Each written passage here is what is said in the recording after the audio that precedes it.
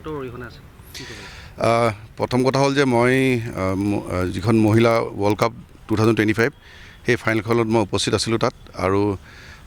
খুব গৌৰৱে ক'ব পাৰোঁ যে আমাৰ অসম সন্তান দেৱজিৎ লন শইকীয়া তথা আমাৰ অসমৰ মানে জীয়ৰী বা প্লেয়াৰ খেলুৱৈ উমা চেত্ৰী দুজনকৈ আমাৰ ভাৰতীয় মানে টিমত মানে এজ এ হোল টিম খেলা টিমত উমা চেত্ৰী আৰু গোটেই অৰ্গেনাইজিং কৰাত আমাৰ দেৱজিৎ লন শইকীয়া তেখেতসকল ইনভলভ আছিলে আৰু এইটো খুব গৌৰৱৰ কথা অসমৰ আৰু অসমবাসীয়ে এইটোক লৈ খুব গৌৰৱ কৰিব লাগে কাৰণ কিয় দেৱজিৎ লন শইকীয়া অহাৰ পিছত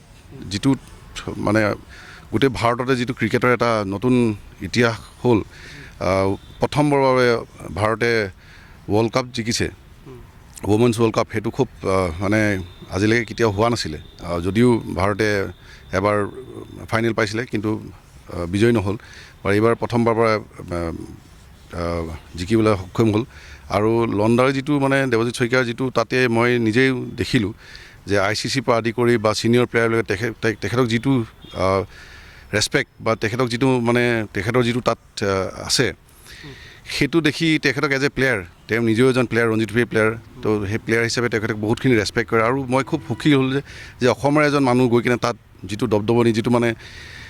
তেখেতৰ যিটো ইনফ্লুৱেঞ্চ আছে ইনফ্লুৱেঞ্চ ইন দ্য চেন্স মানে তেখেতক ৰেচপেক্ট কৰে যে তেওঁ নলেজেবল মানুহ তেওঁ ক্ৰিকেটটো আগুৱাই লৈ গৈছে আৰু খুব কম এনেকুৱা অসমীয়া সন্তান হ'ব যোনে এইখিনি এই পৰ্যায়লৈকে পাব পাৰে আৰু সেইবাবে মই খুব গৌৰৱ তেখেতক লৈ আৰু আমি ডিব্ৰুগড় জিলা ক্ৰীড়া সন্থা হৈ তেখেতক ধন্যবাদ জ্ঞাপন কৰিছোঁ আৰু ভাৰতীয় দলকো ধন্যবাদ জ্ঞাপন কৰিছোঁ যাতে তেখেতলোকক শুভেচ্ছা জ্ঞাপন কৰিছোঁ জিকাৰ বাবে আৰু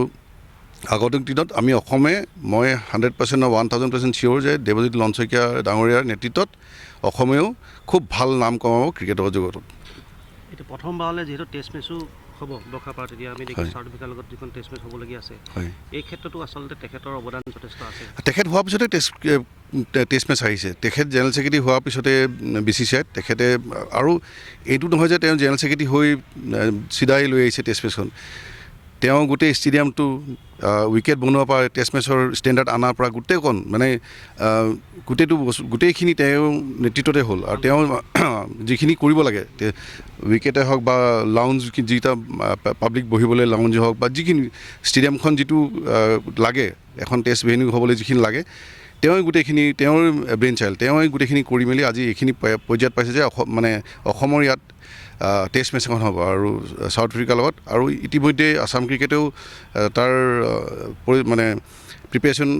কৰিছে জিলা ক্ৰীড়া সন্থাবিলাকক নাম পঠাব দিছে মানে কমিটিবিলাকত ৰাখা আৰু তেখেতসকলক আৰু মই পুৰা বিশ্বাস যে এইখনো এখন ছাকচেছফুল হ'ব আৰু টেষ্ট মেচখন লণ্ডাৰ কাৰণে আহিছে বুলি আমি পুৰা মানে মই বিশ্বাস যে তেওঁৰ কাৰণে এইখিনি হৈছে তেখেতৰ কাৰণে ডিব্ৰুগড় এখন খেলপথাৰ যথেষ্ট এইখনো আপুনি চাওক এই গ্ৰাউণ্ডখন এতিয়া বনি আছে এইখন মানে এতিয়ালৈ কমপ্লিট হোৱা নাই আৰু 20-25 দিন লাগিব আৰু আমি ডিব্ৰুগড় জিলা ক্ৰীড়া সন্থা হৈ আপোনালোকৰ মধ্যমেদি তেখেতৰ হাতেৰে এইখন আমি উদ্বোধনী কৰাম আৰু এইখন ফিল্ডত তেওঁ এই যে ঘাঁহ লাগি আছে এই নতুন ঘাঁহ এইটো ঘাঁহ আহিছে UPৰ পৰা মহাৰাষ্ট্ৰৰ পৰা ৰিড চইল আহিছে সব তেখেতৰ অৱদান এই গ্ৰাউণ্ডখনো তেখেতে আমাক ইয়াতে মিটিঙত আহোঁতে তেওঁ কৈছে যে আমি এইখন গ্ৰাউণ্ড এখন অসমৰ টপ গ্ৰাউণ্ড হিচাপে তেখেতে এইখনক কৰিব বিচাৰিছে আৰু সেইখিনি লৈ আমি ডিব্ৰুগড় জিলা বা ডিব্ৰুগড় জিলা ক্ৰীড়া সন্থা বা ডিব্ৰুগড়বাসীলৈ আমি তেখেতক ধন্যবাদ জ্ঞাপন কৰিছোঁ